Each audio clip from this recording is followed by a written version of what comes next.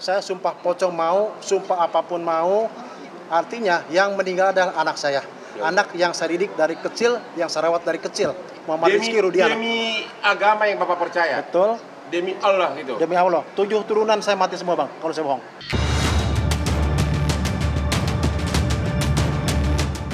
Ayah dari mendiang Eki, Ibtu Rudiana menyatakan siap sumpah pocong saat bertemu dengan Hotman Paris di Cirebon 30 Juli lalu.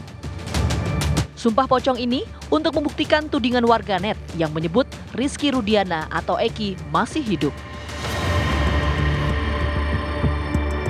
Menurut Rudiana, tudingan itu tidaklah berdasar dan menambah luka batinnya yang sudah kehilangan Eki 8 tahun lalu yang merupakan anak kandungnya. Lalu, apa itu sumpah pocong?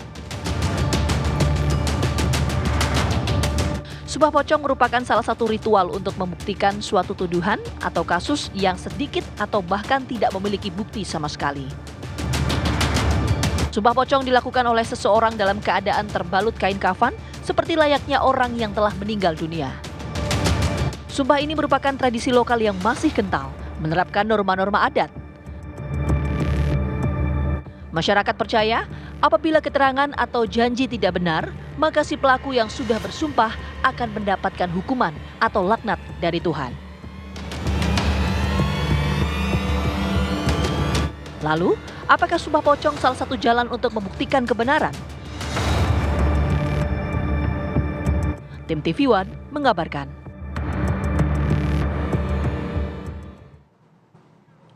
Ya, apakah sumpah pocong pemirsa bisa menjadi salah satu cara untuk membuktikan kebenaran? Kita akan membahasnya dengan menghadirkan narasumber ahli metafisika. Ada Ki Rama. Selamat siang Ki Rama. Selamat siang. Sehat Ki Rama? Sehat Kak Vena, Kak Celia. Oke, Ki Rama, saya mau lihat, meminta pandangan terlebih dahulu dari ahli metafisika mengenai sumpah pocong ini. Sebetulnya sumpah pocong ini seperti apa sih? Karena kalau kemarin kita berbincang dengan Ustadz, kalau dalam Islam ini tidak ada begitu yang namanya sumpah pocong. Tapi kalau dari ahli metafisika melihatnya seperti apa? Ya memang kalau di luar negeri sendiri sumpah pocong ini nggak ada. Ini memang murni dari tradisi lokal di Indonesia. Ya. Nah, jadi sebenarnya ini peninggalan zaman dulu ya.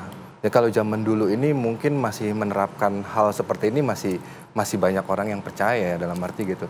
Nah, kalau dalam pandangan saya sumpah pocong ini sebenarnya prosesi sakral untuk mendapatkan jawaban kebenaran dari yang mendapat fitnah atau tuduhan dari masyarakat. Makanya dilakukan prosesi yang sangat sakral ini atau sumpah pocong gitu Kak. Oke, tapi efektifkah ini dilakukan di zaman modern saat ini? Karena kalau tadi disebutkan ini pada saat tradisional ataupun zaman dulu ya menggunakan sumpah pocong. Tapi kalau di zaman modern saat ini efektif nggak? Oke, kalau efektif atau tidaknya secara ilmiah sebenarnya nggak ada yang bisa membuktikan kebenaran ini gitu loh. Tapi karena ini prosesinya melibatkan Tuhan, prosesinya yang sakral ya, ini ada pertanggungjawabannya atau melibatkan sebuah ikatan karma gitu. Oke, tapi kalau kita lihat tradisi, ini bisa dikatakan tradisi dari adat Jawa ya, Ki Rama ya. Tradisi adat Jawa ini kan sudah ada dari zaman dahulu begitu. Bisa dikatakan ini sebagai hukum tradisional yang diberikan kepada orang-orang yang melakukan sumpah pocong ini. Tapi kalau dari cerita dulu, ini memang ada efeknya kah dari orang-orang yang mengikuti sumpah pocong ini? Ada, sangat fatal sekali, bahkan bisa mengakibatkan kematian. Gitu, itu yang fatal. Jadi selain kematian itu biasanya digandrungi dengan kutukan-kutukan yang luar biasa. Kutukan seperti apa? Misalnya jadi kena musibah, kecelakaan dan sebagainya gitu kan. Kira-kira kayak gitu. Jadi bisa ada musibah yang akan datang nanti. Ada musibah. Tapi kalau misalnya Ki Rama melihat dari pandangan Ki Rama nih mengenai sumpah pocong yang akan dilakukan oleh Saka Tatal dan juga Ibtu Rudiana nih, kira-kira nanti akan seperti apa? Ini akan bahaya sekali ya jika memang benar-benar si pelakunya melakukan. Karena saya lihat dari prosesi yang sakral ini dan masyarakat menunggu sekali prosesi ini. Yang saya khawatirkan ini kan memang tujuannya pertama fitnah. Nah yang saya khawatir dari fitnah ini adalah menjadi ke arah penzoliman. Nah justru yang sangat fatal ini adalah dizolimi ini. Nah kasus ini insya Allah pasti akan mustajab doanya. Karena ini udah berkaitan dengan fitnah dan zolim gitu loh. Nah, itu yang paling bahaya gitu. Oke, itu yang paling ditakutkan ya kira-kira. Tapi kan ini kalau dari satu pihak Ibtu Rudiana ini tidak akan hadir begitu. Tapi kalau dari penjelasan tadi Kiai yang akan memimpin jalannya Sumpah Pocong ini harus menunggu keduanya hadir. Nah itu bagaimana? Kenapa harus ada dua-duanya begitu hadir? Seharusnya kalau yang memang kebenarannya jujur ya datang aja, nggak ada masalah sebenarnya. Kalau memang benar ya gitu loh, seharusnya. Tapi kalau dalam prosesi itu kan gini. Tadi kan dibilang ada dua pihak gitu loh. Nah ini kan yang tertuduh atau yang mendapatkan perhatian kan. Jadi nanti akan terlihat di kemudian hari hasilnya seperti apa. Dari antara dua orang pihak tersebut. Ya, jadi bisa saya bilang Sumpah Pocong ini adalah sebagai pintu darurat lah untuk menjawab benar atau tidak. Tapi balik lagi kalau dasarnya orang gampang sumpah atau dia pemain, ya nggak akan efektif gitu. Tapi kalau misalnya nggak percaya sama Sumpah Pocong ini, apakah nanti azab atau musibah ini juga akan menimpa atau seperti apa? Sebenarnya kalau akan terlihat, mungkin sekarang tidak terlihat, tapi nanti iya di kemudian hari. Tapi ya gimana ya, balik lagi kalau mereka pemain, ya mungkin akan tidak efektif terlihatnya. Gitu. Kenapa harus sumpah pocong? Karena kan kalau lihat ritualnya itu kan harus dikafanin, kemudian ada ritual memandikan seperti memandikan jenazah begitu. Kenapa harus ada ritual-ritual seperti itu untuk membuktikan bahwa seseorang ini benar begitu?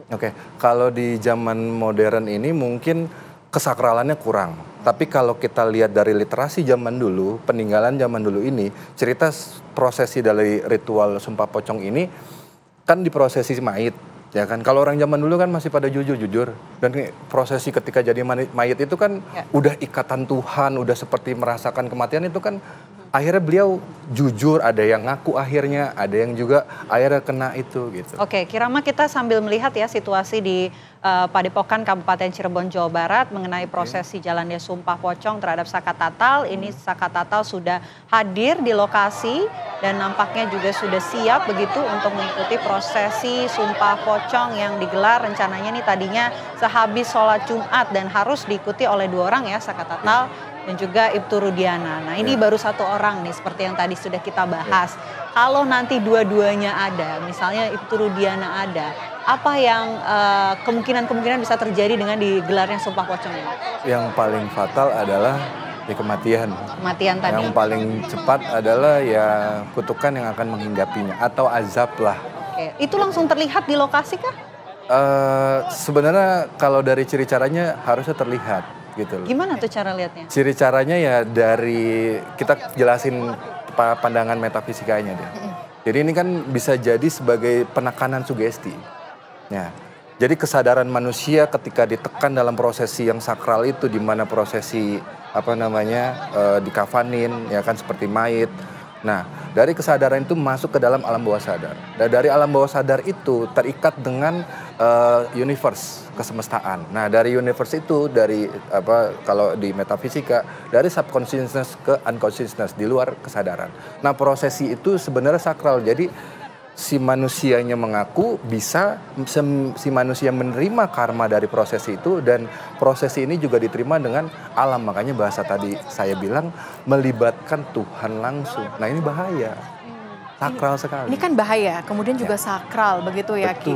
Tapi persiapan apa sebenarnya harus dilakukan secara batin oleh kedua belah pihak dari Saka Tatal ataupun Ibtu Rudiana sebelum melakukan Sumpah Pocong ini? Seharusnya dipikir-pikir lagi, kalau memang ini benar, ya sudah mengaku saja. Kalau misalkan ini tidak masalah, ya sudah mengaku saja. Jadi jangan sampai berani-berani untuk bohong ya? Iya.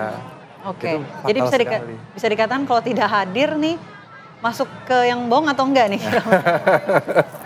Saya kan gini, menilainya kan takutnya upaya ini mengaku maksud saya ya si Ibtu ya tadi ya kalau nggak salah, mengaku untuk mau melakukan Sumpah Pocong itu kan untuk meredam opini masyarakat atau tuduhan masyarakat. Ya seharusnya kalau memang benar ya datang aja Pak gitu loh.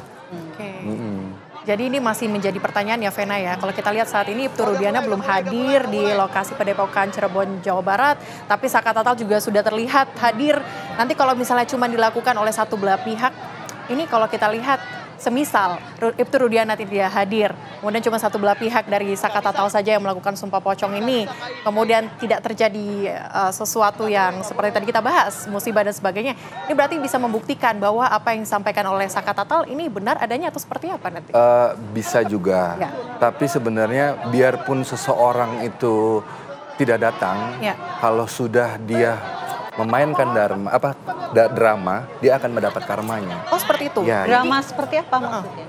You play drama, you get karma maksudnya. Jadi drama tuh ketika dia sudah bilang dia mau, kan awalnya kan saya lihat di video itu kan dia mau mengaku mau melakukan sumpah pocong. Ya. Nah terus ternyata dia tidak jadi, itu kan udah seperti tidak sesuai dengan apa yang dia ucapkan kan. Oke, artinya ketika kita sudah mengatakan, mengucap begitu akan melakukan sumpah pocong, kemudian tidak hadir gitu ya. Itu ada sanksi karmanya. Ada sanksinya juga? Secara metafisika. Oke, gitu. Menarik ya, sambil kita tunggu jalannya prosesi sumpah pocong Saka Tatal ini, saya masih mau bahas mengenai jalannya sumpah pocong bersama dengan Kirama. Ya. Tapi kami harus jeda terlebih dahulu ya pemirsa, usai jeda kami masih akan kembali untuk Anda sesaat lagi.